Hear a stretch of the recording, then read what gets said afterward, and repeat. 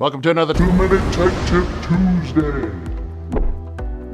Brought to you by the National RV Training Academy, the largest hands-on RV training academy in America. Hey, before we get to the video, which I know this is the reason why you're here, go ahead and hit the subscribe button. That way you don't miss anything. Hit the subscribe button now. Thank you. Now, back to our Tech Tip Tuesday. Hey, this week I want to go ahead and cover a question that a lot of times it happens, but we've never talked about it here. So, I know you're going to be ready for the comments. I'm going to be ready for the comments, but let's get this started. Let's say you're having a bad day.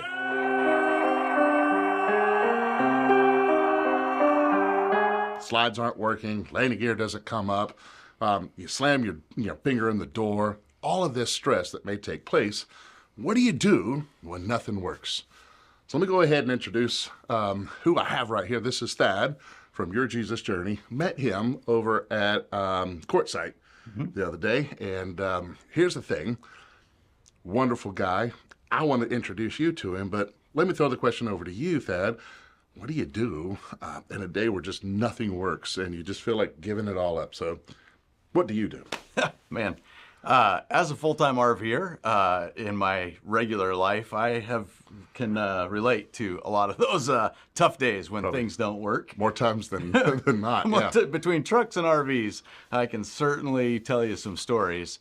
And instead of getting into the weeds of immediately troubleshooting the slide or the truck issue, for me personally, I have learned that if I go about it a different way, it tends to work a lot better for me. Instead of jumping right into the YouTube how-to videos, trying to find Todd's tech tip on the solution, right? Yeah.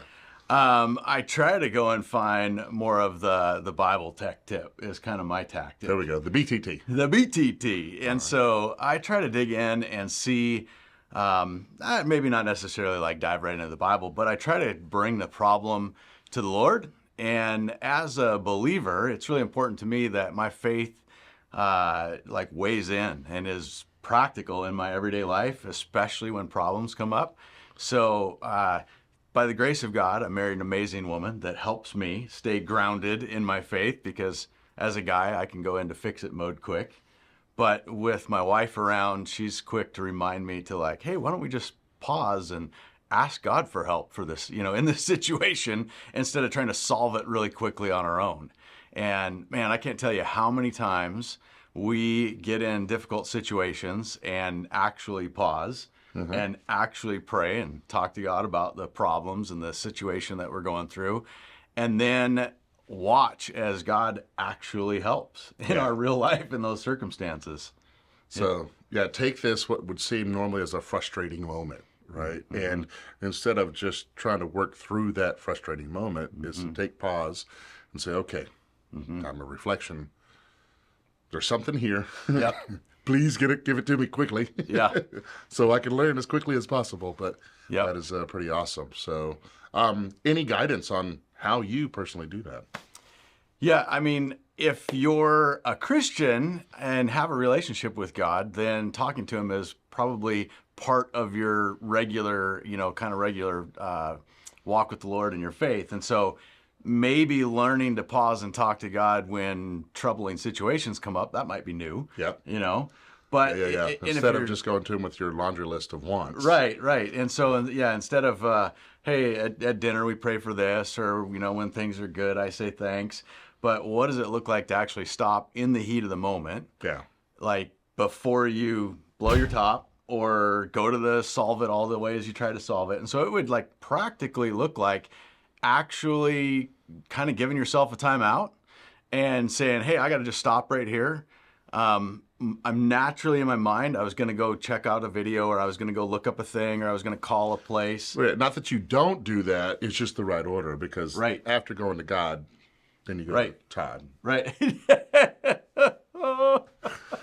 I'm sorry. Yeah. Sorry.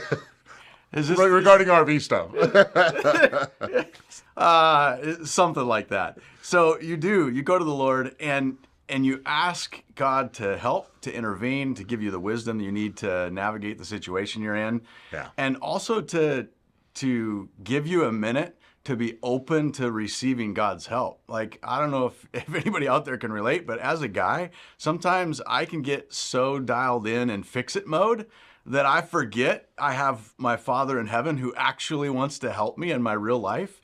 And if I would stop trying my way immediately and actually let God help, that he would want to help. And it, like, as you know, my son is traveling with us for a section of time right now. And as a dad, I often want to jump in and like make my son's life a little bit easier. I want to help him. And there's times where he's open to it. And there's times where he's so kind of doing his own thing, you know, he knows everything. And as a dad looking back, you know, if you're a parent, you can relate. It's like, man, it would be nice if my kid would just listen to me. Yeah. Because I actually have, you know, good things in mind for them, and I want to bless them and help them. And it's really helpful to have that perspective to go, man, God, my Father in heaven has that mindset for me. He actually wants to help me. And you're too busy wanting to try and fix it yourself. And he's like, hey, I might have something in store for you. Yeah, exactly. Yeah. And so just taking that pause, taking time to talk to God, to ask for help, and then actually, like, sometimes it might mean I just need to actually stop for a bit, and I'm going to give myself, you know, an hour or two or the afternoon. I'm going to sleep on it, and then we'll come back at this project tomorrow and let God actually show up and work in your real life. All right. So for the faithful, Yeah. kind of makes sense. How do we apply this to maybe someone who, you know, either is not a believer or a believer yet or something else like that? How is there something, you know, Yeah, I think reflection in that? I know this is a tough one. Yeah. I think that there is great wisdom. This is the cool thing about Scripture and the cool thing about God's Word is there's great wisdom in using God's principles. Yeah. Regardless if you believe in them or not, it doesn't change the value of the wisdom. And so I think pausing before you jump to your natural, like, fix-it mode or your natural emotional response is healthy. I think taking time to take a break on the stress of a problem, because problems not only are inherently the problem itself, but it also creates stress on you personally. It also creates stress usually if the relationships, the people around you, when hard things are happening. And so I think there's great wisdom, whether you follow God or not. I think there's great wisdom in taking a good pause, taking some time to reflect, kind of taking the emotions down a check, and, you know, like giving yourself a breather. Yeah. So there we go. If you're having, you know, absolute difficulty days, you know, you got your set, you know, vision of what that day's supposed to be like, and there's so many obstacles that get in the way. Hey, two different things that you can do. And the main thing here is we are people of faith. And I know, hey, I'm ready for the comments. Some of you are going to love this. Some of you may not. Love all of you. Would love to see your comments about this. So go ahead and be free to do that. Keep this in mind, right? We're all on this earth for a reason, and we're all out there trying to achieve, you know, a wonderful dream. Sometimes things get in the way. Sometimes we get stressed. You know, for those of us as believers, absolutely take time, listen to your Heavenly Father, and try to get some different perspective. If you're not, hey, still value in there. Do the same thing. Self-reflection. Think about it. Maybe, just maybe, out of the blue, out of nowhere, an answer may show up. Hey, Thad, if people want to learn more about what you're doing, your lifestyle, and everything else, where can they go? You can find us at yourjesusjourney.com and on YouTube at Your Jesus Journey. We've got a live daily Bible podcast 7 days a week at 6 a.m. Pacific time.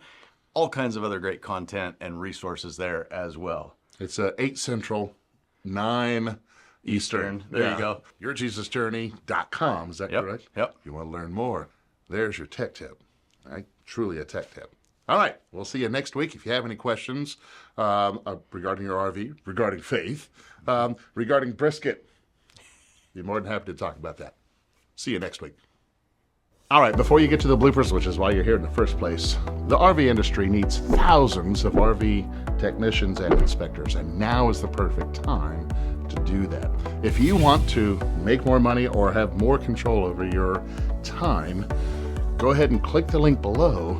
Or if you just want to learn how to fix your own RV, got something for you there. Head over to rvtechcourse.com and get started today. Now for the reason that you're at the end of the video, roll the bloopers. Last night after the or no, was it last night? Yeah, last night Lee, one of the guys from the group, that's one of my Canadian buddies, Lee texted me and he said, "Is Todd really as big as he looks?" I said, It's all camera bigger. magic. Yeah, it's all camera magic. I need to do this and send him a picture. Well, all you gotta do is just let the air up. There you go. Count on my fingers how that works. You're pretty good at the math. I know. the finger math. Man, I can get up to 5, and anything after that, I need help. I'm gonna take off my shoes. After going to God, then you go Right. to Todd. Right. Hey, you got any dad jokes? Terrible at dad jokes. Terrible.